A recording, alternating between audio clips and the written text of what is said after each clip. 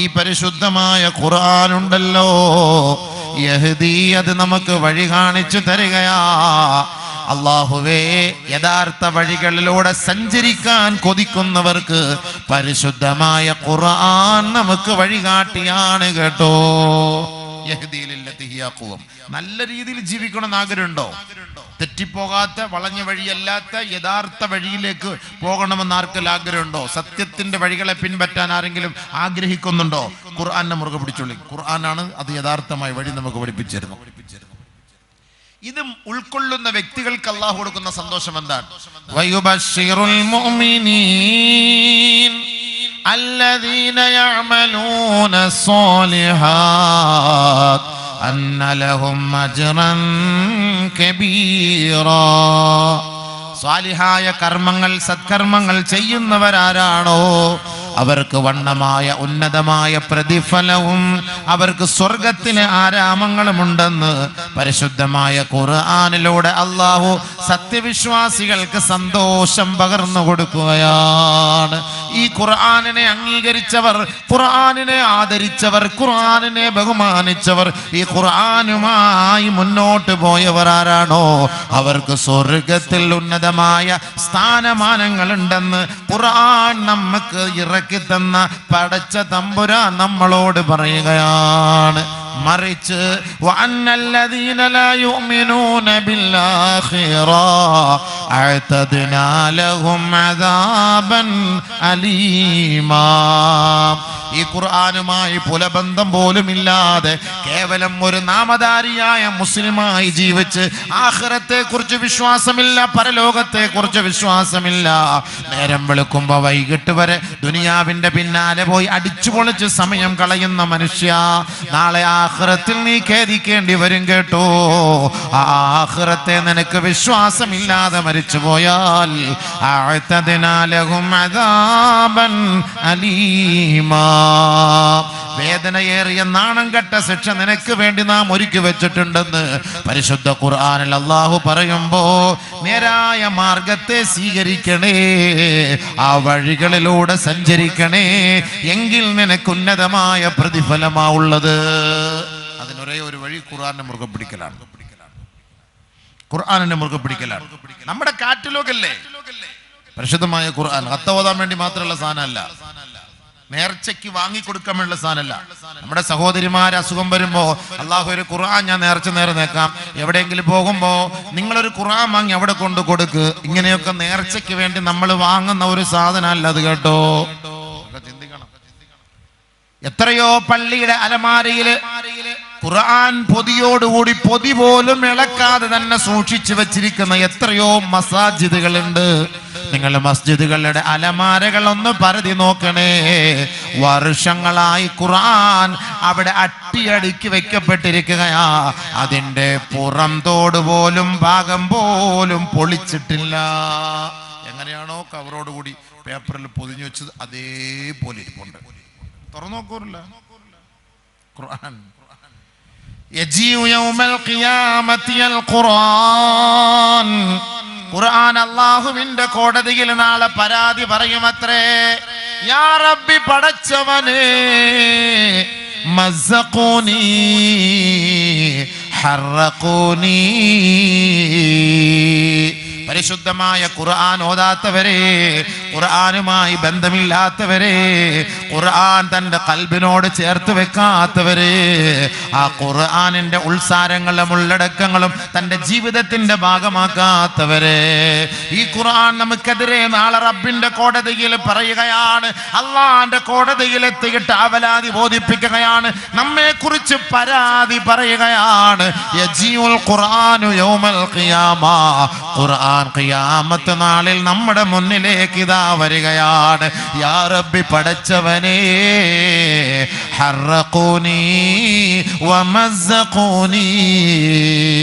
എന്നെ കത്തിച്ച് കളഞ്ഞവനാണ്, എന്നെ കീറിക്കളഞ്ഞവനാണ്. അത് സംഘ് പരിവാറല്ല കേട്ടോ, അത് RSSകാരല്ല കേട്ടോ. ഖുർആൻ കത്തിച്ചത് ഈ സമുദായമാണ് അല്ലാ. അതുകൊണ്ട് അവരെ നീ പിടിക്കണേ പടച്ച റബ്ബേ. നമുക്കെതിരെ ഖുർആൻ. അല്ലാഹ് നമ്മളെ കാത്തിരക്ഷിക്കട്ടെ. പടച്ചവനെ നീ കാത്തുരക്ഷിക്കണേ അല്ലാഹ്. ഖുർആൻ നമുക്കെതിരെ സംസാരിക്കുകയാണ്. ഖുർആനുമായിട്ട് ബന്ധമില്ലാത്ത ആൾക്കാർ, നമ്മുടെ ബാധ്യതയല്ലേ, നമ്മുടെ കാറ്റലോഗ് അല്ലേ നമ്മൾ സ്വീകരിക്കണം, നമ്മുടെ കൽബി കൊണ്ട് നടക്കണ്ടേ ഖുർആൻ. ഇല്ലെങ്കിൽ ഈ ഖുർആൻ നമുക്ക് എന്താ വെള്ളം, അതുകൊണ്ട് എന്താ പ്രയോജനം? നമുക്ക് ഇതുമായിട്ട് ബന്ധമില്ലെങ്കിൽ പിന്നെ എന്ത് മുസ്ലിം? നമുക്ക് നാളെ നമ്മുടെ ഈ ഖുർആൻ നമുക്ക് അനുകൂലമായി നാളെ നമുക്ക് ആഖിറത്തിൽ വരണം, അനുകൂലമായി വരണം. നബിയുനാ റസൂലുള്ളാഹി സ്വല്ലല്ലാഹു അലൈഹി വസല്ലമ തങ്ങൾ പറഞ്ഞില്ലേ, അൽ ഖുർആൻ ശാഫിഉൻ മുശഫഉൻ ഔ മാഹിലുൻ മുസദ്ദഖുൻ ഫമൻ ജഅലഹു അമാമഹു ഖാദഹു ഇലൽ ജന്ന വമൻ ജഅലഹു വറാഅഹു സാഖഹു ഇലൻ നാർ കമാ ഖാല റസൂലുള്ളാഹി. നാളെ ഖുർആൻ ഒരിക്കൽ നിനക്ക് അനുകൂലമായിരിക്കും, അല്ലെങ്കിൽ നിനക്ക് പ്രതികൂലമായിരിക്കും. ആരാണോ ഖുർആനിനെ മുൻനിർത്തി ജീവിക്കുന്നത്, തന്റെ മുന്നിൽ ഖുർആനിനെ ഇമാമാക്കി നിർത്തിയിട്ട് മഅ്മൂമായി പുറകിൽ നിന്ന് സഞ്ചരിക്കുന്നവർ ആരാണോ, ഖാദഹു ഇലൽ ജന്ന, ആ ഖുർആൻ നിന്നെ സ്വർഗ്ഗത്തിലേക്ക് നയിക്കുമത്രേ. ഫമൻ ജഅലഹു വറാഅഹു, ആരാണോ പിന്നിൽ നിന്ന് ആ ഖുർആനിനെ അവഗണിക്കുന്നത്, ഖുർആനിനെ പിന്നിലാക്കി നടക്കുന്നതും സഞ്ചരിക്കുന്നതും ആരാണോ, സാഖഹു ഇലന്നാർ, ആ ഖുർആൻ അവനെ വലിച്ച് നരകത്തിൽ എറിയുമത്രേ. അല്ലാഹുമ്മ അജിർനാ മിൻ, അല്ലാഹു കാത്തുരക്ഷിക്കട്ടെ. അല്ലാഹുമ്മ ഇന്നാ നഊദു ബിക മിൻ ദാലിക്, അല്ലാഹു അതിൽ നമ്മളെ കാത്തുരക്ഷിക്കട്ടെ. നമ്മളെ തള്ളി നേരെ കൊണ്ടുപോയി നരകത്തിൽ തള്ളും. ഖുർആനെ പരിഗണിക്കാത്തവർ എങ്ങനെയാണ്? ദിവസം തോന്നും നമ്മുടെ ബാധ്യതയല്ലേ ഖുർആൻ. 100 ആയത്ത് ഒരു ദിവസം കുറഞ്ഞത് ഓതിയിരിക്കണം. ഒരു ദിവസം 100 ആയത്ത് ഓതാത്തവർക്ക് ഖുർആൻ നാളെ എതിരെ വരും. ഒരു ദിവസം 100 ആയത്ത് ഓതിയിരിക്കണം. സാധാരണക്കായ ആളുകൾ ഖുർആനിനെ കുറിച്ച് ഓർക്കാറില്ല. കച്ചവടം ചെയ്യാൻ അവർക്ക് കഴിവുണ്ട്, കണക്ക് കൂട്ടാൻ കഴിവുണ്ട്, കാൽക്കുലേറ്ററിന്റെ ആവശ്യമില്ല. പടച്ചവനെ, ഏത് ബസ്സിൽ കയറി എവിടെ ഇറങ്ങിയാൽ എത്ര മണിക്ക് എത്താൻ കഴിയുമെന്നും അവർക്കറിയാം. പരിശുദ്ധമായ ഖുർആനിന്റെ ഒരു 100 ആയത്ത് പഠിക്കാൻ അവരെ കൊണ്ട് കഴിയില്ലേ? അതിനുവേണ്ടി അവർ മെനക്കെടാറില്ല, പരിശ്രമിക്കാറില്ല. അതുകൊണ്ട് സഹോദരാ, ആ ഖുർആനിനെ നമ്മൾ സ്നേഹിക്കണം, ആ ഖുർആനിനെ നമ്മൾ പഠിക്കണം. ഖുർആനിനെ നമ്മൾക്ക് കഴിയുമെങ്കിൽ മനനം ചെയ്യാൻ പരിശ്രമിക്കണേ. ഇന്നല്ലാഹ ഖറഅ ത്വഹ വയാസീൻ ഖബ്ല അൻ യഖ്ലുഖ അസ്സമാവാതി വൽ അർളി ബിഖംസീന അൽഫി സന ഫലമ്മാ സമിഅത്തിൽ മലായിക ഖാലൂ തൂബാ ലിഉമ്മത്തിൻ യൻസിലു ഹാദാ. ഈ ലോകത്തെ സൃഷ്ടിക്കപ്പെടുന്നതിന് 50,000 വർഷങ്ങൾക്ക് മുമ്പ് അല്ലാഹു സുബ്ഹാനഹു വ തആല പരിശുദ്ധമായ സൂറത്തു താഹ യാസീൻ പാരായണം ചെയ്തില്ലേ? അത് കേട്ടതാരാ? മാലാകമാരല്ലേ അത് കേട്ടത്? ഫലമ്മാ സമിഅത്തിൽ മലായിക, മാലാകമാർ അത് കേട്ടപ്പോ ഖാലൂ, അവർ ഇതാ പറയുകയാണ്, തൂബാ ലി ഉമ്മത്തിൻ യൻസിലു ഹാദാ. നമ്മൾ എത്ര അനുഗ്രഹീതരാണ്! അള്ളാഹു നമ്മളെ ആദരിച്ചു എന്നതിന്റെ ഏറ്റവും വലിയ തെളിവല്ലേ? എന്തുകൊണ്ടാണ് അള്ളാഹു നമ്മളെ ആദരിച്ചത്? ഈ ഖുർആൻ തന്നിട്ടല്ലേ അള്ളാഹു നമ്മളെ ആദരിച്ചത്. മാലാകമാർ വാനമണ്ഡലത്തിൽ വെച്ച് അവർ നമുക്ക് വേണ്ടി ദുആ ചെയ്യുകയാണ്. ഫലമ്മാ സമിഅത്തിൽ മലായിക, മാലാകമാർ അള്ളാഹു ഓതിയത് കേട്ടപ്പോ ഖാലൂ, അവർ പറയുകയാണ്, അത്ഭുതത്തോടുകൂടി അവർ ദുആ ചെയ്യുകയാണ്, അനുമോദനങ്ങൾ അർപ്പിക്കുകയാണ്. തൂബാ ലി ഉമ്മത്തിൻ യൻസിലു ഹാദാ. ഏതൊരു ഉമ്മത്തിന്റെ മേലാണോ ഇത് അവതരിപ്പിക്കപ്പെടുന്നത്, ഇറക്കപ്പെടുന്നത്, ആ സമുദായത്തിന് എല്ലാവിധ അനുഗ്രഹങ്ങളും ഭാവുകങ്ങളും ഉണ്ടാകട്ടെ. മലക്കൾ നമുക്കൊണ്ട് ദ്വാരക്കാണ്.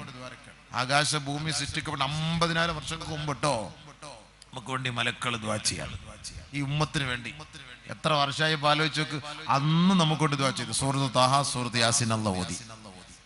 വീണ്ടും ഓതിയപ്പോൾ മലക്കുകൾ പറയുകയാണ്, തൂബാ ലിഖുലൂബിൻ യഹ്ഫളു ഹാദാ. 300ഓളം ഹാഫിളിങ്ങളെ വാർത്തെടുത്ത മദ്രസയല്ലേ അവരുടെ മാതാപിതാക്കളെ നിങ്ങൾക്ക് എത്ര സന്തോഷമാണ്. ആ മാതാപിതാക്കൾ അടക്കമുള്ളവർക്ക് വേണ്ടി മാലാഖമാരിതാ വർഷങ്ങൾക്ക് മുമ്പ് ആകാശഭൂമികൾ സൃഷ്ടിക്കപ്പെടുന്നതിന് മുമ്പ് ഇതാ വാനമണ്ഡലത്തിൽ വെച്ച് അള്ളാന്റെ അടുക്കൽ വെച്ച് അവർ ദുആ ചെയ്യുകയാ, തൂബാ ലിഖുലൂബിൻ യഹ്ഫളു ഹാദാ. ഏത് ഖൽബുകളാണോ ഇത് മനനം ചെയ്ത് സൂക്ഷിക്കുന്നത്, ഏത് ഖൽബുകളാണോ ഇത് ഏറ്റെടുത്തത്, ആ ഹൃദയങ്ങൾക്ക് എല്ലാവിധ അനുഗ്രഹങ്ങളും ഭാവുകങ്ങളും ഉണ്ടാകട്ടെ. ഹാഫിളിങ്ങൾക്ക്, പരിശുദ്ധ ഖുർആൻ പഠിച്ചവർക്കും മനനം ചെയ്തവർക്കും ഹാഫിളിങ്ങൾക്ക് അള്ളാഹു മറ്റൊരു ഗുണം ചെയ്യുന്നുണ്ട്. ഖുർആൻ പഠിച്ചവർക്ക് അവർ മരിച്ചുപോയാൽ അവരെ ഖബർ തിന്നൂല, ഖബർ തൊടൂല, ഖബർ വേദനിപ്പിക്കൂല. ഹബീബുനാ റസൂലുള്ളാഹി സ്വല്ലല്ലാഹു അലൈഹി വസല്ലമ തങ്ങൾ പറയുന്നു, ഇദാ മാത ഹാമിലുൽ ഖുർആൻ, ഒരു ഹാമിലുൽ ഖുർആൻ, ഖുർആൻ കൊണ്ട് നടക്കുന്നവൻ, ഹാഫിളായ ഒരു വ്യക്തി മരിച്ചാൽ, ആ ഖുർആനിന്റെ വഴികളിലൂടെ സഞ്ചരിച്ച വ്യക്തി മരിക്കുമ്പോ ഖാലല്ലാഹു തആല ഔഹല്ലാഹു ഇലൽ അർദ്, അല്ലാഹു ഭൂമിയോട് ഖബറിനോട് സന്ദേശം അറിയിക്കുകയാണ്. ഖബറിനോട് അല്ലാഹു തആല അറിയിച്ചു കൊടുക്കുകയാണ്, ഏ ഖബറേ അല്ലാ തുഅസിബഹു വലാ തഅകുൽ ജിസ്മഹു.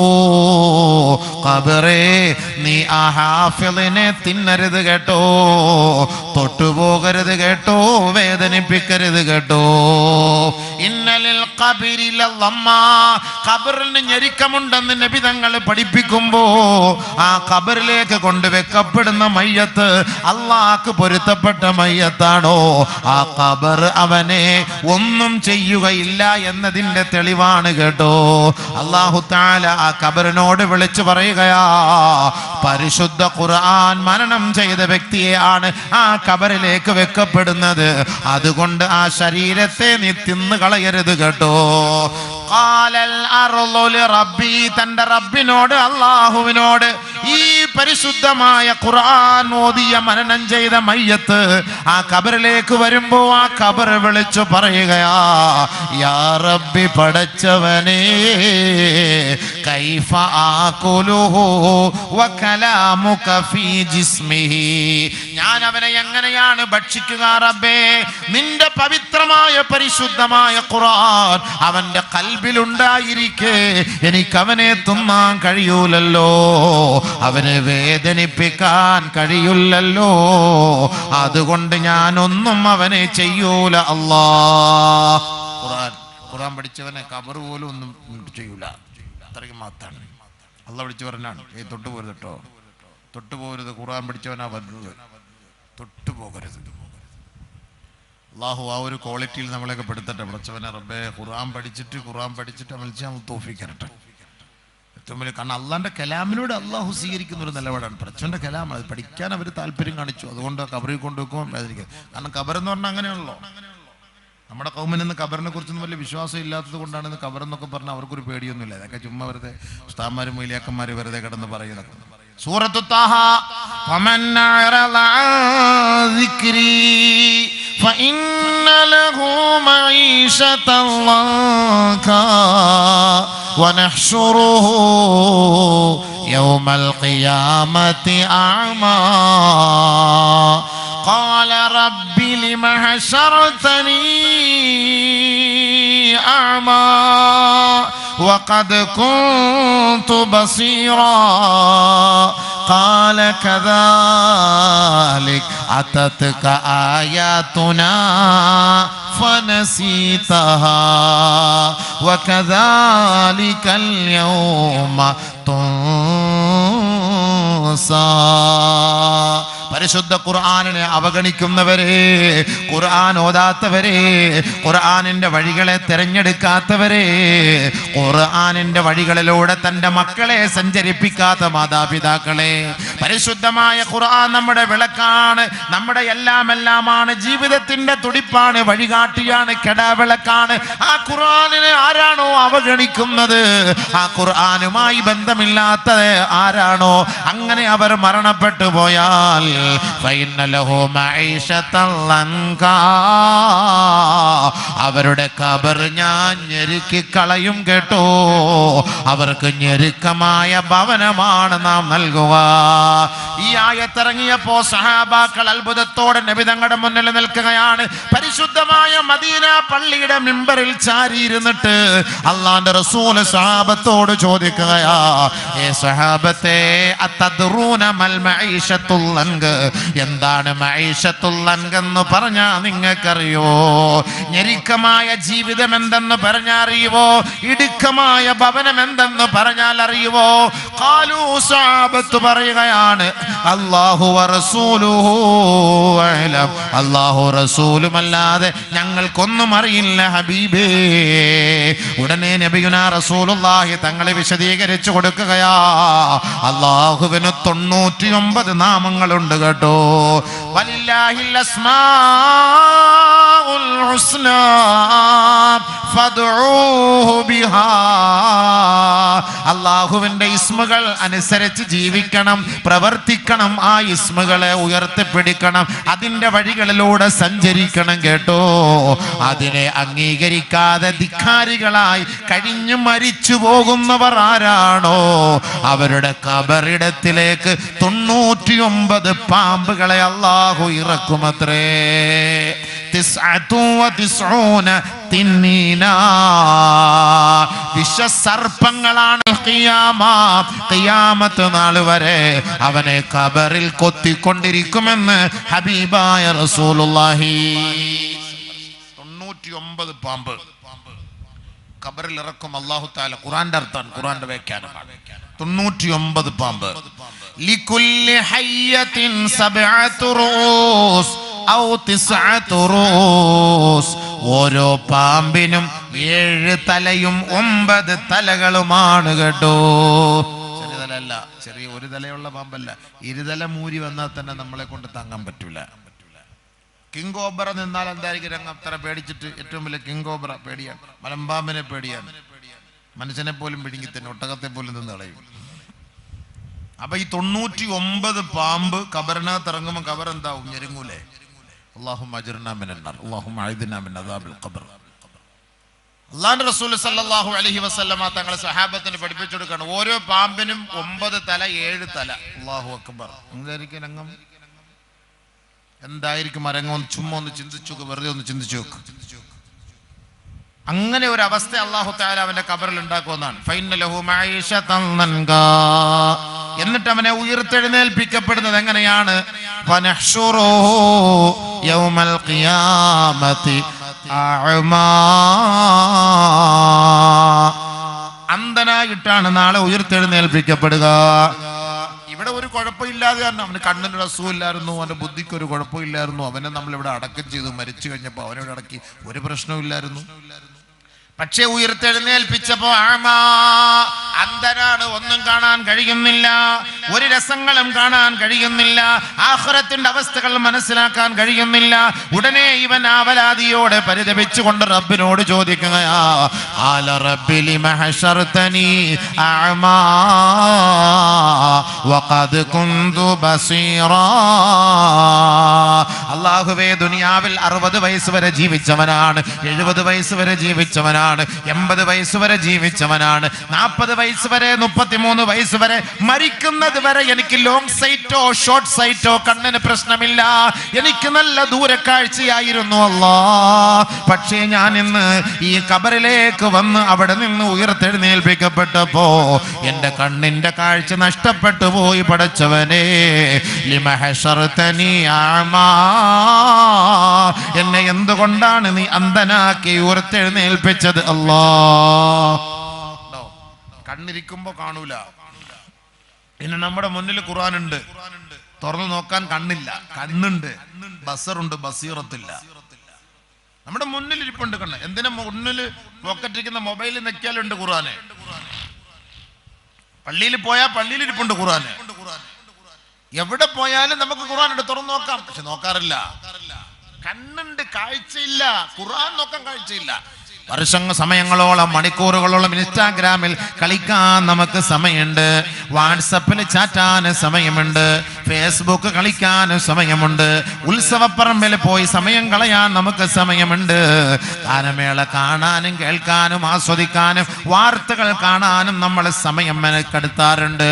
നാളെ നമ്മുടെ ഈ തുറന്നു വെച്ച് കാണുന്ന ഈ കണ്ണുകളുടെ കാഴ്ചകൾ അല്ലാഹു നഷ്ടപ്പെടുത്തിയിട്ട് അന്ധനായി നാളെ മഹ്ശറിലേക്ക് നമ്മളെ ഉയർത്തെഴുന്നേൽപ്പിക്കപ്പെടുന്ന ആ ഒരു ദുരവസ്ഥയെ കുറിച്ച് സമുദായമേ എന്തേ നിങ്ങൾ ഓർക്കാത്തത്, ചിന്തിക്കാത്തത്?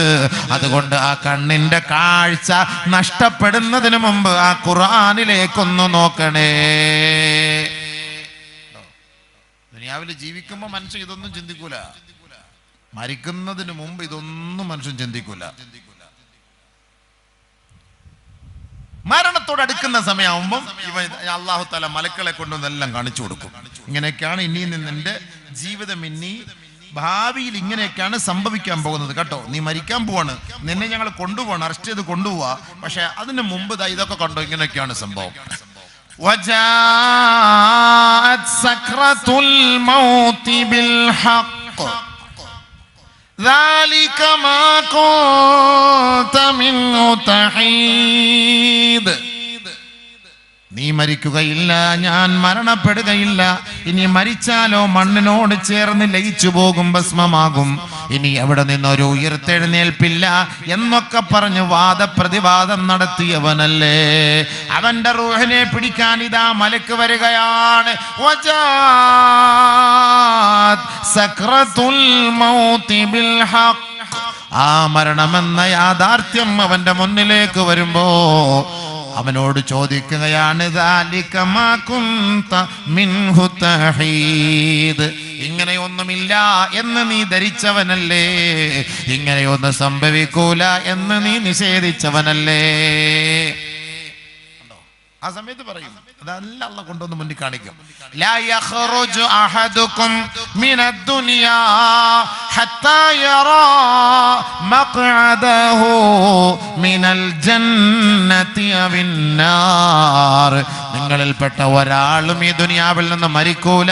അവൻ സ്വർഗാവകാശിയാണോ നരകാവകാശിയാണോ, ഇത് രണ്ടാലൊന്ന് അല്ലാഹു അവന്റെ മുന്നിൽ വെളിപ്പെടുത്തി കൊടുക്കാതെ ഒരാളും ഈ ദുനിയാവിൽ നിന്ന് മരണത്തിലേക്ക് പോവൂല. മരിക്കുന്നതിന് മുമ്പ് കാണിച്ചു കൊടുക്കും. അതാണ് അല്ലാഹു അടുത്ത് പറഞ്ഞത്. വനുഫിഖ ഫിസ്സൂർ ذلك يوم الوعيد. ഒരു ദിവസം വരും കേട്ടോ, അന്ന് സൂർ എന്ന കാഹളത്തിൽ ഊതപ്പെടുമ്പോ ആഖിറത്തെയും പരലോകത്തെയും നിഷേധിച്ച് തള്ളിയവന്മാരാരൊക്കെയാ, അവനെ അള്ളാന്റെ കോടതിയിലേക്ക് ഇതാ കൊണ്ടുപോവുകയാണ്. അങ്ങോട്ട് കൊണ്ടുപോകും. അപ്പൊ അവനോട് ചോദിക്കും, അന്ന് നീ നിഷേധിച്ചവനല്ലേ ഇങ്ങനെയൊന്നും ഇല്ലാന്ന്. فكشفنا عنك غطاءك فبصرك اليوم حديد. ഇന്ന് നിന്റെ കണ്ണിന്റെ മൂടുപടം അല്ലാഹ് ഇതാ എടുത്തു കളയുകയാ. അന്ന് നീ നിഷേധിച്ചില്ലേ ഈ ആഖിറമില്ല, പരലോകമില്ല, മഹ്ശറില്ല, ഇതാ ഇപ്പോ മനസ്സിലാക്കിയില്ലേ ഇതൊക്കെ ഉണ്ട് എന്നുള്ള കാര്യം. അന്ന് നിഷേധിച്ചവനാണ്, അന്ന് നിഷേധിച്ച് തള്ളിയവനാണ്. അതുകൊണ്ട് ഓർത്തോളി, പരിശുദ്ധമായ ഖുർആൻ നമ്മുടെ മുന്നിലുണ്ടായിട്ട്, കണ്ണുണ്ടായിട്ട് നമ്മളത് കാണാറില്ല, കണ്ണുണ്ടായിട്ട് നമ്മൾ കാണാറില്ല. നാളെ ആഖിറത്തിൽ എത്തുമ്പോൾ പടച്ചവൻ നമ്മളോട് ചോദിക്കും, ഇതൊക്കെ എത്ര സമയം നിനക്കൊക്കെ തന്നല്ലേ, ഇതെന്തെങ്കിലും പഠിക്കാൻ ഞാൻ. അവലം നുഅമ്മിറുകും മാ യതദക്കർ വജാഅകുമുൻ നദീർ. പഠിപ്പിക്കാൻ മദ്രസകൾ ഉണ്ടായിരുന്നു, ഉസ്താദുമാരുണ്ടായിരുന്നു, ആലിമീങ്ങൾ ഉണ്ടായിരുന്നു, ഹാഫിളുകൾ ഉണ്ടായിരുന്നു, പഠിക്കാനുള്ള മാധ്യമങ്ങൾ നിന്റെ മുന്നിലുണ്ടായിരുന്നു. 50 വയസ്സ് 60 വയസ്സ് 70 വയസ്സ് വരെ നിനക്ക് നാം ദുനിയാവിൽ സമയം നൽകിയില്ലേ?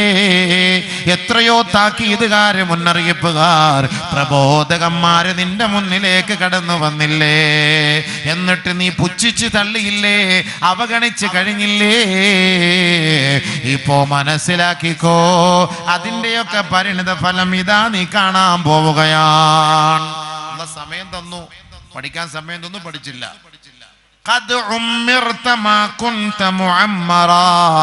അല്ലാഹു ദുനിയാവിൽ ജീവിക്കുന്ന സമയത്ത് വേണ്ടതുപോലെ ദീനിനെ കൈകാര്യം ചെയ്യാനുള്ള ആയുസ്സും ആരോഗ്യവും അള്ളാഹു നിനക്ക് നൽകിയില്ലേ? അതൊക്കെ കളഞ്ഞില്ലേ? കളഞ്ഞു കുളിച്ചില്ലേ? ഇന്നിപ്പോ കടന്നിട്ട് നിലവിളിച്ചിട്ട് കാര്യമുണ്ടോ? അപ്പൊ അവൻ പറയും വഖാലൂ ലൗ കുന്നാ നസ്മഉ ഔ നഅഖിലു മാ കുന്നാ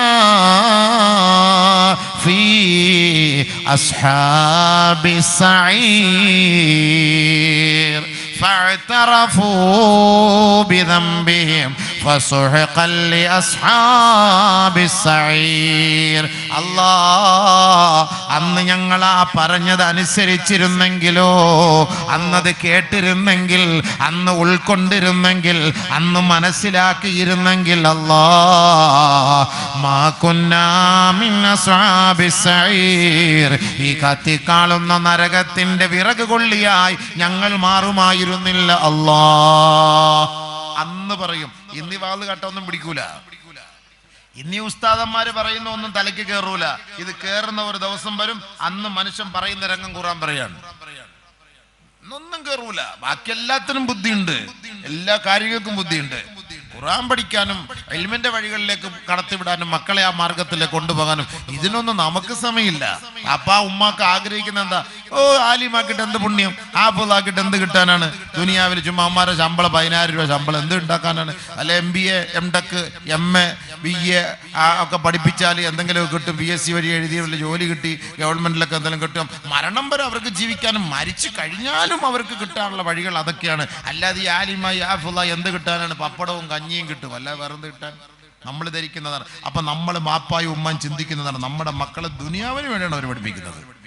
ആഖിറ അവരുടെ ലക്ഷ്യമില്ല. ദുനിയാവിൽ അവൻ ജീവിച്ചു പോകണം. നമ്മൾ ദീനിന്റെ അഹലുകാരായ ആളുകൾ നമ്മുടെ മക്കളെ കല്യാണം കഴിപ്പിക്കും. ആലിമ്യങ്ങളെ അവർ സെലക്ട് ചെയ്യാറില്ല, ഗവൺമെന്റ് ഉദ്യോഗസ്ഥനെ സെലക്ട് ചെയ്യും. എന്തിനാണെന്നറിയോ? എൻ്റെ മക്കൾ ജീവിച്ചു പോട്ടെ, മരിക്കുന്നവരെ ജീവിക്കാനുള്ള സമ്പത്തുണ്ടല്ലോ. ആഗ്രഹിക്കുന്ന അങ്ങനെയാണ്. ആലിമ്യങ്ങൾക്ക് അവർ കൊടുക്കൂല. എല്ലാവരും ദീനിയായ ആളുകളാണെങ്കിൽ പോലും ആലിമ്യങ്ങൾക്ക് കൊടുക്കൂല. ആലിമ്യങ്ങൾക്ക് കൊടുക്കൂല മക്കളെ. കാരണം എന്താ? ഓ, പള്ളിയിലത്തെ ശമ്പളം കൊണ്ട് എന്ത് കിട്ടാനാ? പള്ളിയിലത്തെ ജോലി കൊണ്ട് എന്ത് കിട്ടാനാണ്? ഇതാണ് അവർ നോക്കുന്നത്. മറ്റേ ഉദ്യോഗസ്ഥനാകുമ്പോൾ കുഴപ്പമില്ല. പക്ഷേ ഇൽമു പഠിച്ചിട്ട് എല്ലാവരും ഉദ്യോഗസ്ഥ വഴികളിലേക്ക്, ആ ഒരു ഭൗതിക വഴികളിലേക്ക് അവർ നീങ്ങിക്കൊണ്ടിരിക്കുകയാണ്. പണം കിട്ടും, ദുനിയാവിൽ കിട്ടും. ആഖിറത്തിന്റെ കാര്യം ആര് നോക്കും? അവിടുത്തെ കാരന്വേഷിക്കും. ആഖിറത്തിൽ നമുക്ക് മക്കളെ വേണ്ടേ? അപ്പാക്കും ഉമ്മാക്കും ആഖിറത്തിൽ മക്കളെ വേണ്ട, ദുനിയാവിൽ മതിയോ? ഖുർആൻ പറഞ്ഞ എന്താ? ജന്നാത്തു അദ്നി യദ്ഖുലൂനഹാ വമാ സ്വലഹ മിൻ ആബാഇഹിം വഅസ്വാജിഹിം വദുർരിയാതിഹിം വൽമലായികതു യദ്ഖുലൂന അലൈഹിം മിൻ കുല്ലി ബാബ് സലാമുൻ അലൈക്കും സലാമുൻ അലൈക്കും ബിമാ സബർതും ഫനിഅമ ഉഖബദ്ദാർ. അതിനെന്ന സ്വർഗം വേണോ? ഉമ്മമാരെ, ഉപ്പമാരെ, മക്കളെ ദുനിയാവിന് വേണ്ടി ജീവിപ്പിച്ച് മരിച്ചാ പോരാ. ഈ മക്കളെ നമുക്ക് ആഖിറത്തിലും പൂക്കളായി വേണം കേട്ടോ. ഈ മക്കളെ നാളെ ആഖിറത്തിൽ വാടിപ്പോകുന്ന പൂക്കളാകരുത്, അത് പുഷ്പിച്ച് കാന്തലിച്ച് നിൽക്കുന്ന പൂക്കളായി മാറണേ. അങ്ങനെയുള്ള മക്കളെ വാർത്തെടുക്കാൻ വാപ്പ ഉമ്മ നിങ്ങളെ തയ്യാറാകണം കേട്ടോ. എങ്കിൽ നാളെ ആഖിറത്തിൽ ഈ മക്കളോടൊപ്പം നമുക്ക് പരിലസിക്കാം. അതിനെന്ന സ്വർഗത്തിൽ നമുക്ക് പ്രവേശനമുണ്ടാകും. അവിടെ നമ്മുടെ ഉമ്മമാരെ കാണാം, അവിടെ നമ്മുടെ ഉപ്പമാരെ കാണാം. പക്ഷേ അള്ളാഹു ഒരു ഡിമാൻഡ് വെച്ചിട്ടുണ്ട്. ഏത് ഉപ്പയ്ക്കും ഉമ്മക്കും പ്രവേശനമില്ല അവിടെ കേട്ടോ. ഫമൻ സ്വലഹ, അവർ സാലിഹ്യങ്ങളായിരിക്കണം, അമലുകൾ നന്നാക്കിയവരായിരിക്കണം, മക്കളെ ദീനിന്റെ മാർഗത്തിൽ പ്രബോധനം ചെയ്യിപ്പിച്ചവരായിരിക്കണം, അള്ളാഹുവിനെ ഭയപ്പെട്ട് ജീവിച്ചവരായിരിക്കണം. അങ്ങനെയുള്ള മാതാപിതാക്കൾക്കും മക്കൾക്കും അള്ളാഹു റബ്ബുൽ ഇസ്സത്ത് അതിനെന്ന സ്വർഗം നൽകുമത്രേ. ആ സ്വർഗത്തിൽ പ്രവേശിക്കുമ്പോ മലാകമാർ അവർക്കെല്ലാവിധ അഭിവാദ്യങ്ങളും ഓതിക്കൊണ്ട് ബൊക്കകളുമായി, പൂക്കളുമായി, പൂച്ചെണ്ടുകളുമായി, അള്ളാഹുവിന്റെ ഭാഗത്തു നിന്നുമുള്ള കിരീടങ്ങളുമായി സ്വർഗത്തിൽ വിരാജിക്കുന്ന ആ മക്കളെയും മാതാപിതാക്കളെയും ആദരിക്കാൻ വേണ്ടി കൂട്ടം കൂട്ടമായി ഇറങ്ങി വരുമ്പോ അവര് പറയുകയാണ് സലാമുൻ അലൈക്കും, എല്ലാവിധ അനുഗ്രഹം അനുഗ്രഹങ്ങളും ഐശ്വര്യങ്ങളും നിങ്ങൾക്ക് ഉണ്ടാകട്ടെ. ഏറ്റവും നല്ല ഉത്തമ ഭവനമാണ് നിങ്ങൾ തെരഞ്ഞെടുത്തത് കേട്ടോ. ഇനി നിങ്ങളുടെ രഹസ്യങ്ങൾ ചോർത്തുന്ന മലക്കുകൾ ഞങ്ങളല്ല കേട്ടോ. സ്വർഗത്തിലെ കട്ടുറുമ്പാകാൻ ഞങ്ങളില്ല കേട്ടോ. മലക്കളൊക്കെ അമ്മക്ക് ആശീർവാദം നൽകിയിട്ട് പൂച്ചണ്ട് തന്നിട്ട് അവര് പോകും. പിന്നെ നമ്മുടെ കളിയാ, പിന്നെ പന്ത് നമ്മുടെ കോർട്ടിലാണ്. പിന്നെ നമ്മൾ ഇഷ്ടപ്പെടുന്ന പോലെയാണ്. പിന്നെ ആരും അവിടെ ചർച്ച ചെയ്യാനുമില്ല, നോക്കാനുമില്ല, ഒന്നുമില്ല. മാതാപിതാക്കൾ മക്കളെ ആ വഴിക്ക് വിട്ടാല്, ഇന്ന് മക്കൾ മാതാപിതാക്കൾ ആഗ്രഹിക്കുന്ന ദുനിയാവിൽ ഒരു പ്രശസ്തിയാണ്. എന്റെ മോൻ IAS കാരനാണ്, ആയിക്കോ. എന്റെ മോൻ IPS കാരൻ, ആയിക്കോ. എന്റെ മോൻ കളക്ടറാണ്, എന്റെ മോള് കളക്ടറാണ്. എന്റെ പൊന്നു ഉപ്പമാരെ ഉമ്മമാരെ, കളക്ടറിന്റെ പദവിയിലിരിക്കുന്ന എത്ര മുസ്ലിം പെണ്ണുങ്ങളാ അള്ളാഹുവിനെ സൂക്ഷിച്ച് പേടിച്ചിട്ട് ആ ഒരു ഉത്തരവാദിത്വം വഹിക്കുന്നത്. ഭൗതികമായ ലോകത്ത് ഭൗതികമായ തലങ്ങളിൽ ജോലി ചെയ്യുന്നവർ എത്ര പേരാണ് അള്ളാഹുവിനെ ഭയപ്പെട്ട് ആ ജോലി ചെയ്യുന്നത്? സാഹചര്യത്തിന്റെ സമ്മർദ്ദത്താൽ വ്യതിചലിച്ചു പോകും ചിലപ്പോ. അള്ളാഹുവേ, നീ മറയ്ക്കാൻ പറഞ്ഞ ഔറത്ത് തുറക്കേണ്ട സാഹചര്യം ഉണ്ടാകും.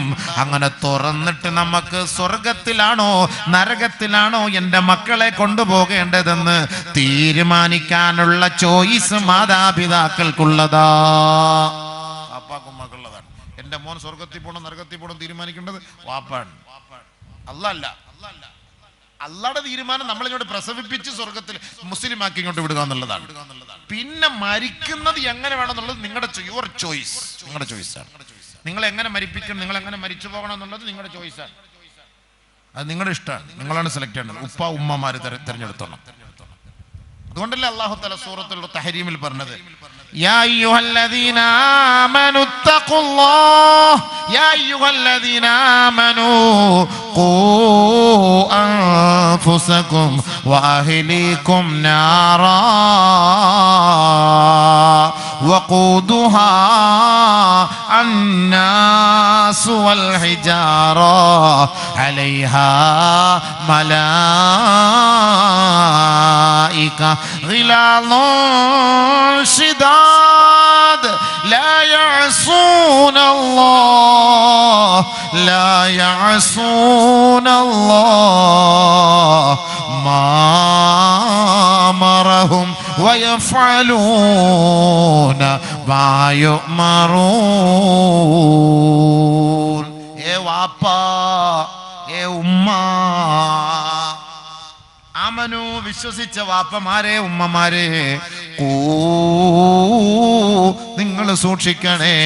അംഫുസകും വഅഹ്ലീകും നാറാ, നിങ്ങളെയും നിങ്ങളുടെ മക്കളെയും നിങ്ങൾ നരകത്തിൽ നിന്ന് സൂക്ഷിക്കണം കേട്ടോ. അയൽപക്കത്തുള്ള ലൈല വേലി ചാടിപ്പോയി, നമ്മളതിനെ കുറിച്ച് ചർച്ച ചെയ്യണ്ട. അയൽപക്കത്തുള്ള അസനാരുടെ മോള് ഹസീന വല്ലവന്റെയും കൂടെ ഒളിച്ചോടിപ്പോയി, നമ്മൾ എന്തിനാ അത് അന്വേഷിക്കാൻ പോകുന്നത്? നിന്റെ മോള് ഒളിച്ചോടി പോകാതെ നീ സൂക്ഷിക്കണേ, നിന്റെ മോള് തെറ്റിപ്പോകാതെ നീ സൂക്ഷിക്കണേ, നിന്റെ മകൻ ഇസ്ലാമിൽ നിന്ന് വ്യതിചലിച്ചു പോകാതെ നീ സൂക്ഷിക്കണേ. നാളെ അയൽപക്കത്തുള്ള ലൈല ഓടിയതിനെ കുറിച്ച് നിന്നോട് ചോദിക്കൂല. ഏ വാപ്പ, നിന്റെ മോളും മോനും പിഴച്ചു പോയതിനെ കുറിച്ച് നിന്നോട് നാളെ ചോദ്യം ഉണ്ടാകും. മനസ്സിലായോ? അയൽവക്കത്തെ കാര്യം നമ്മൾ എന്താ നോക്കാൻ പോകുന്നത്? അതവരെ വാപ്പ ഉമ്മ നോക്കിക്കോളും. നമ്മുടെ കാര്യം നമ്മൾ നോക്കിയാ പോരെ. നബിയുനാ റസൂലുള്ളാഹി തങ്ങൾ പറഞ്ഞു, അദ്ദിബ് ഇബ്നക്, ഉമ്മ വാപ്പ, നിന്റെ മക്കളെ നീ മര്യാദ പഠിപ്പിക്കുക കേട്ടോ. അദ്ദിബ് ഇബ്നക്, നിന്റെ മക്കളെ നീ മര്യാദ പഠിപ്പിക്ക്. ഫഇന്നക മസ്ഊലുൻ അൻഹു, തീർച്ചയായും ആ മര്യാദ എന്താണ്, അദബ് എന്താണ്, തർബിയത്ത് എന്താണ്, തസ്കിയത്ത് എന്താ, അതിനെ കുറിച്ച് വാപ്പാ ഉമ്മ ആഖിറത്തിൽ നിങ്ങളോട് ചോദ്യമുണ്ടാകും. വാപ്പ കയറൂരി വിട്ടിരിക്കാൻ മോനെ, അവള് പോവാ, ബൈക്ക് എടുത്തോണ്ട് ഞങ്ങളും പോകാം. ആര് ചോദിക്കാൻ? അവൻ പോയി, ആര് ചോദിക്കാൻ? കഞ്ചാവ് അടിച്ച് അവിടെ കിടക്കുന്നു, ചാവുമ്പം പള്ളി കൊണ്ടുവന്ന് വെക്കും. അല്ലാഹു അക്ബർ അല്ലാഹു അക്ബർ അല്ലാഹു അക്ബർ അല്ലാഹുമ്മ ഗഫിർ ലഹു വർഹംഹു അല്ലാഹുമ്മ അദ്ഖിൽഹുൽ ജന്ന. കഞ്ചാവ് അടിച്ചത്തവനാ, അല്ലാഹുമ്മ അദ്ഖിൽഹുൽ ജന്ന, സ്വർഗ്ഗം കൊടു, അല്ലാഹുമ്മ അദ്ഖിൽഹുൽ ജന്ന, സ്വർഗ്ഗം കൊടു. പിന്നെ പോയിരുന്നു അവിടെ ഫാത്തിഹ, ഇവിടെ ഫാത്തിഹ, അവിടെ ദുആ, ഇവിടെ ദുആ. കഞ്ചാവ് അടിച്ചത്തവൻ, അല്ലാഹുവേ അല്ലാഹുവേ സ്വർഗ്ഗം കൊടു, സ്വർഗ്ഗം കൊടു, സ്വർഗ്ഗം കൊടു. നമ്മുടെ ഗതികേട്, പള്ളിയിൽ ജോലിയായി പോയി, കഞ്ചാവടിച്ച് ചത്തവനും ആത്മഹത്യ ചത്തവനും വെള്ളമടിച്ച് ചത്തവനും ഇതൊക്കെ ചത്തവനൊക്കെ ദുആരക്ക എന്നുള്ളത് നമ്മുടെ ഗതികേട്, അല്ലാണ്ട് വേറെന്താ ചെയ്യാൻ? നമ്മളിപ്പോൾ എല്ലാ പള്ളിക്കാർ പിരിച്ചുവിട്ട് നമ്മൾ പിന്നെ പോകും. അതുകൊണ്ട് കഷ്ടപ്പെട്ടൊക്കെ ഇച്ചിരിയൊക്കെ കണ്ണൊക്കെ അടച്ച് ഒക്കെ കടിച്ചു പിടിച്ചൊക്കെ ജീവിച്ചു പോകുന്നു നമ്മുടെ ഗതികേട്. അല്ലെങ്കിൽ പള്ളി കമ്മിറ്റിക്കാരന്മാർക്ക് ബോധം ഉണ്ടാവണം. ഉസ്താദ് അങ്ങനെയുള്ളമാർക്കൊന്നും നിങ്ങൾ ദ്വാരക്കണ്ടെന്ന് ഉസ്താദന്മാരുടെങ്കിലും വന്ന് പറയാനുള്ള ചങ്കൂറ്റവും തൻ്റെ ഇടമുള്ള പള്ളി കമ്മിറ്റിക്കാരന്മാരുണ്ടാവണം. കാരണം എങ്ങനെ പറയും? പ്രസിഡന്റിൻ്റെ അനിയൻ്റെ മോനല്ലേ വെള്ളമടിച്ച് എത്തത്, പിന്നെ അയാൾക്ക് പറയാൻ പറ്റുമോ? അയാൾക്ക് പിന്നെ പറയാൻ പറ്റുമോ ഉസ്താദ് അവനോട് ദ്വാരക്കല്ലെന്ന് പറയാൻ പറ്റുമോ? പ്രസിഡന്റിൻ്റെ തല കാണത്തില്ല, അനിയൻ വന്ന് വെട്ടിക്കളയും, എൻ്റെ മോൻ ചത്ത് ദ്വാരക്കടാന്ന് പറയാൻ പറ്റൂലല്ലോ. എന്ത് ചെയ്യാൻ പറ്റും? കാരണം കാലഘട്ടം അങ്ങനെയാണ്. ഇവിടെ ഉസ്താദന്മാരെന്ത്, ഞങ്ങളിപ്പോൾ എല്ലാം നമ്മളെ പള്ളിയിൽ നിന്ന് പിരിച്ചു വിട്ട് നമ്മളെന്ത് ചെയ്യും? ഒരാൾക്ക് വേണ്ടി നമ്മളിപ്പോൾ ഇറങ്ങി പോകാൻ ബാക്കിയുള്ള ഉമ്മത്തിന് ദഅവത്ത് ചെയ്യുന്നവരാ. അതുകൊണ്ട് പിന്നെ എല്ലാം കണ്ടു കണ്ടില്ല, കേട്ടു കേട്ടില്ല, അത്രയും തന്നെ. ആ ജിസ്റ്റിൽ അങ്ങനെ പോകും. ഉലമാക്കൾ അൽ ഉലമാ വൽ ഉമറ രണ്ടുപേരും നന്നായെങ്കിൽ സമുദായം നന്നാവും. ഉലമാക്കൾ നന്നാവണം, ഉമറാക്കൾ നന്നാവണം. ഞങ്ങൾ മാത്രം നന്നായതുകൊണ്ട് കാര്യമാവില്ല. നമ്മളെ ഭരിക്കുന്ന കമ്മിറ്റിക്കാർ തന്നെ ഭരണം, പരിപാലന സമിതിയൊന്നുമല്ല, ഒരു പരിപാലനമല്ല, ഭരണസമിതി തന്നെ എഴുതി വെച്ചോളി.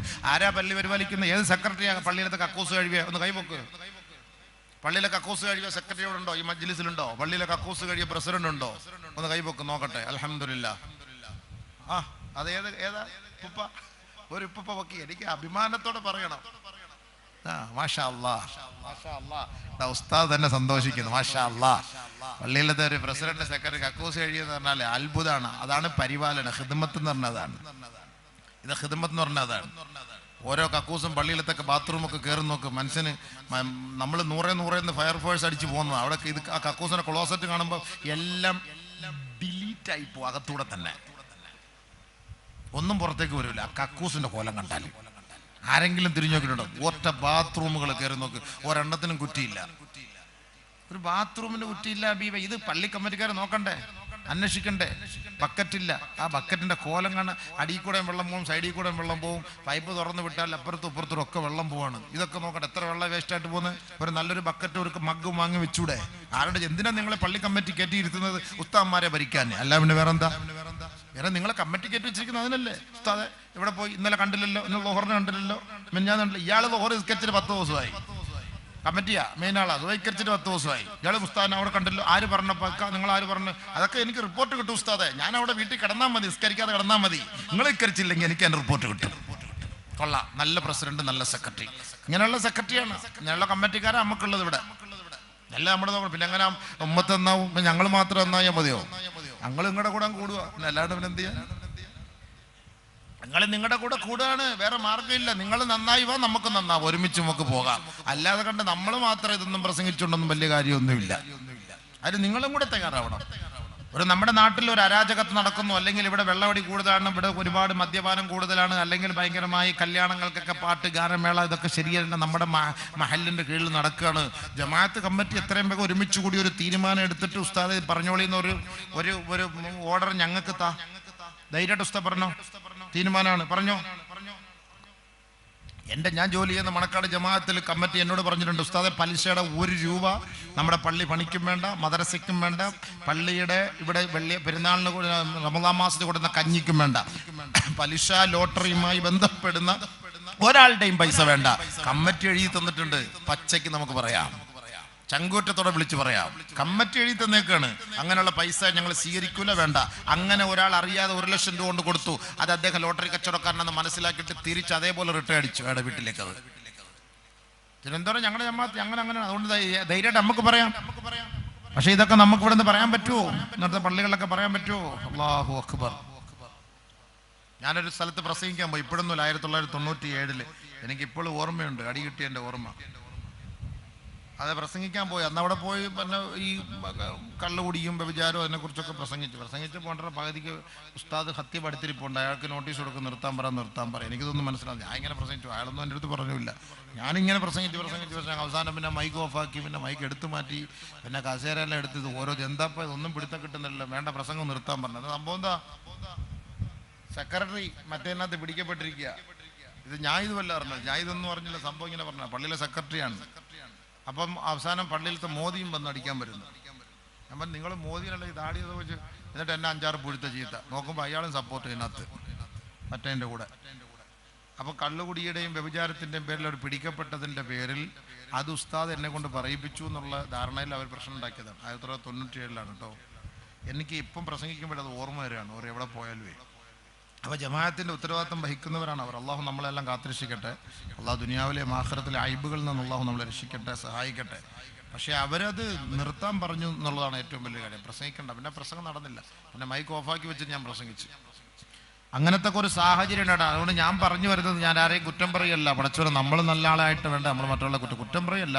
പക്ഷേ ഈ പൊതു സമൂഹത്തിൽ നിൽക്കുമ്പോൾ നമ്മളെല്ലാവരും ഒന്ന് സൂക്ഷിക്കുന്നത് നല്ലതാണ്. കമ്മിറ്റി അംഗങ്ങളായാലും ഉസ്താദന്മാരായാലും നമ്മളൊക്കെ സൂക്ഷിക്കും. നമ്മുടെ ഓരോരോ കാര്യങ്ങളെടുത്ത് ഇങ്ങനെ പരസ്യമാക്കി നാണം കെടുത്തുന്ന ഒരു കാലഘട്ടമാണ് ഇപ്പം മുന്നോട്ട് പോയിക്കൊണ്ടിരിക്കുന്നത്. പടച്ചവൻ അതുകൊണ്ട് നബിതങ്ങൾ നമുക്കൊരു ദുആ പഠിപ്പിച്ചത്, അല്ലാഹുമ്മ ലാ തഫ്ലഹന ബൈന റഊസുൽ ഖലായിഖി വലാ ഫിദ് ദുനിയ വലാ ഫിൽ ആഖിറ.